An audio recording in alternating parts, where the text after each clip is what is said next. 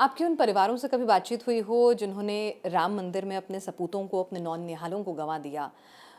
उनके मन में आज शांति होगी, सुकून होगा, क्या कुछ भावनाएँ होंगी? कभी किसी से मुखातिब होने का, जैसे आपने कहा आपकी कॉलोनी के ही एक परिवार के युवा जो थे इसमें ख़त्म हुए। तो कभी बातचीत हुई हो, उनको ढाँढस बंधाया हो? ज़रूर। जिस स्थान पर हम रहते हैं छावनी में, वहीं पर नज़दीक में ही हमारे शर्मा परिवार हैं। उनके ही सुपुत्र थे भूरा भैया शर्मा। नवयुवक बेटा था, घर से बड़ी उमंग रखकर तिलक लगाकर गया हुआ था। एक उत्साह के साथ में हमारे सीहोर के भी बेटे और पूरे मध्य प्रदेश के बेटे भी गए हुए थे। पर जब वो आगे रास्ते में पहुँचे उत्तर प्रदेश की बाउंड्री पर, तब उन्होंने सूचना दी, और सूचना देने के लिए भी जो व्यक्ति उनको मिला था, जिसके पास उस समय पर फ़ोन, मोबाइल ये सब बहुत कम मात्रा में हुआ करते थे, सूचना दी कि हमारी गाड़ियों को रोक दिया गया, आगे नहीं जाने दे रहे। जब आगे जाने नहीं दे रहे थे तो उस समय पर उनको बड़ा दुख हो रहा था।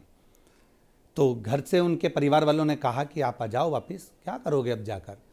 कहा नहीं, हम राम जी के लिए निकले हैं ना, तो कार्य तो पूर्ण कर कर आएंगे ही आएंगे। जब वो आगे जा रहे थे, फिर एक बार वापस उनका मैसेज आता है, फ़ोन आता है उनके परिवार में कि हमको थोड़ा मारा गया है और आने जाने नहीं दे रहे हैं। भूखे भी बहुत हैं, भोजन नहीं मिल रहा है, कुछ प्राप्त नहीं हो रहा है, पर फिर भी हमें राम जी के लिए जाना है। एक उत्साह बांधकर चले जा रहे थे। कुछ समय बाद जब वहाँ पर गोलियाँ चली, डंडे चले, बहुत मात्रा में रोका गया, तब उसमें से वो भी थे जो रामलला के लिए एक आंदोलन के लिए आगे बढ़े थे। वो कोई राजनीतिक नहीं थे, वो कोई राजनीति में थे भी नहीं, किसी पार्टी के लिए नहीं गए थे, वो भगवान के लिए गए थे।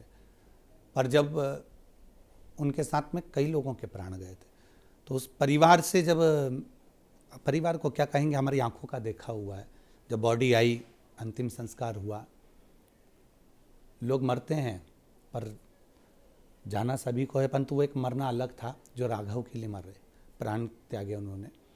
आज उनके परिवार से अगर हम मिलते हैं तो वो परिवार वाले एक ही बात कहते हैं, हमारा बेटा जिस राम जी के लिए गया है, आज वो राम जी उस स्थान पर बैठ रहे हैं, उससे बड़ी कोई खुशी नहीं होगी। ऐसा लगता है कि मेरे बेटे के रूप में मेरे राम ही अवध में आ रहे हैं। तो ये तो उस समय की दशा थी। जिनसे मिलते हैं आज भी वो लगता है कि वो व्यक्ति भले चले गया, पर उसकी दशा में राघव जी विराजमान हो रहे हैं। वो बेटे के रूप में ही राम आकर बैठ रहे हैं, ऐसा मानते हैं। बिल्कुल। और राम जी की ऐसी ही मूर्त वहाँ पर स्थापित हो रही है। आपने कुछ कल्पना की है कि रामलला कैसे होंगे? मन में कोई मूर्त अपने उकेरी है? राम जी अवध में आ रहे हैं, उसके बाद में आने के बाद उनका राम राज्य अभिषेक हुआ है, तो ऐसा महसूस होता है कि एक विश्व का, भारत का, जैसे विश्व गुरु कहलाता है भारत, उसी तरह से एक राम राजा बनकर बैठ जावे। तो अभी तक केवल अवध के राजा नहीं, अब पूरे विश्व के राजा बनकर बैठ जावे, तो मेरे भारत का और उत्थान है। ललायत हैं उस मूर्त के दर्शन करने के लिए जब रामलला वहाँ विराजेंगे, प्राण प्रतिष्ठा होगी। देश भर से तमाम मूर्तिकारों के बीच में से एक मूर्ति का चयन हुआ है। देखिए, मूर्ति भी बनाने वाले को भी राम जी ने ही चुना होगा, और वहाँ बुलाने वाले को भी राम जी ने ही चुना होगा। आज भाग्यशाली हैं जिनके पास निमंत्रण पहुँचा है, जो वहाँ तक पहुँच रहे हैं प्रथम दर्शन के लिए। हमारे यहाँ प्राण प्रतिष्ठा के अंतर्गत एक भाव आता है कि भगवान के नेत्रों पर पट्टी बंधी रहती है, फिर उस सलाखा से नेत्रों की पट्टी को हटाया जाता है और भगवान की नेत्र खोले जाते हैं। कहते हैं उस समय पर जब एक दर्पण का भी दर्शन कराते हैं, हाँ, आईना दिखाते हैं ना, तो वो दर्पण भी टूट जाता है।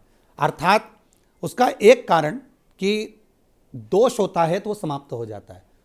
तो हम तो कहेंगे कि जो भाग्यशाली हैं, जो भगवान राम के सामने जाकर उनका प्रत्यक्ष दर्शन करेंगे, तो हमारे जीवन के कितने दोष, कितने पाप, कितने कष्ट अपने आप मिट जाना है। और कितने हमने जीवन में हमने पाप कर्म करा होगा, कहीं ना कहीं किसी ना किसी रूप में। 4 स्थान पर तो व्यक्ति से पाप होता ही है। चलते फिरते जीव हाथ पाँव के नीचे मर जाता है, कपड़े धोते समय, वस्त्र स्नान करते समय तो जीव मरते ही हैं, किसी ना किसी रूप में हमसे पाप कर्म होता ही है। तो वो हमारे दोष उस दर्पण की तरह नष्ट हो जाएंगे, टूट जाएंगे। तो ये तो हमारा भाग्य है।